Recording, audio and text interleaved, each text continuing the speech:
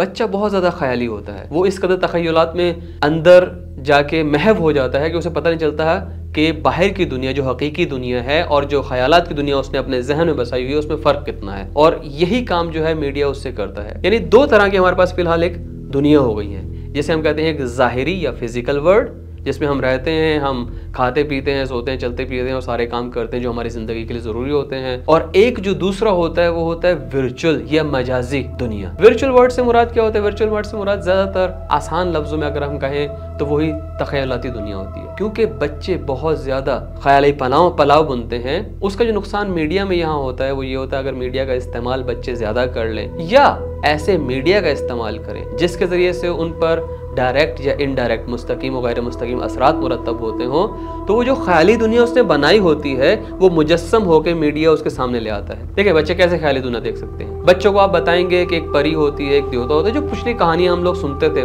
یہی ہمارا میڈیا ہوتا تھا۔ ماں باپ نے رات کو سوتے وقت دادی نے، دادا نے، بڑے نے، بوڑھوں نے ہمیں کچھ کہانیاں سنا دی اور ہمارے لیے یہی میڈیا ہوتا تھا۔ اگر پورے معاشرے کی بھی ہم نے نیوز جمع کرنی ہو تو شام کے ٹائم ایک نیوز جمع ہو سکتی تھی، لیکن آج کل کیا ہوتا ہے؟ آج کل اگر ہم دیکھیں تو باقاعدہ وہ جو خیالات بنتا ہے بچہ اس کو فلم کی صورت میں ایک مجسم شکل میں اس کی آنکھوں کے سامنے کر دیتا ہے۔ اب بچہ جو اپنی آنکھوں کے ذریعے سے حصے بینائی ہوتی ہے 65% 65% تک سیکھنے کی صلاحیت سب سے زیادہ اسی حص کو استعمال کرتا ہے جب انسان سیکھتا ہے، بالخصوص بچہ جب سیکھ رہا ہوتا ہے۔ تو اس میں جو خیالی دنیا ہوتی ہے یہ اس کے لیے مجسم ہو جاتی ہے ایک سامنے اسکرین پہ۔ اب جتنا بھی میڈیا ہم دیکھتے ہیں، موبائل کی صورت میں ہو، کمپیوٹر کی صورت میں ہو، ٹی وی کی صورت میں ہو، گیمز کی صورت میں حتیٰ ہو، وہ سب کا سب جو اثرات بچے پہ مرتب کرتا ہے اس کو ہم تیسری طاقت کہتے ہیں۔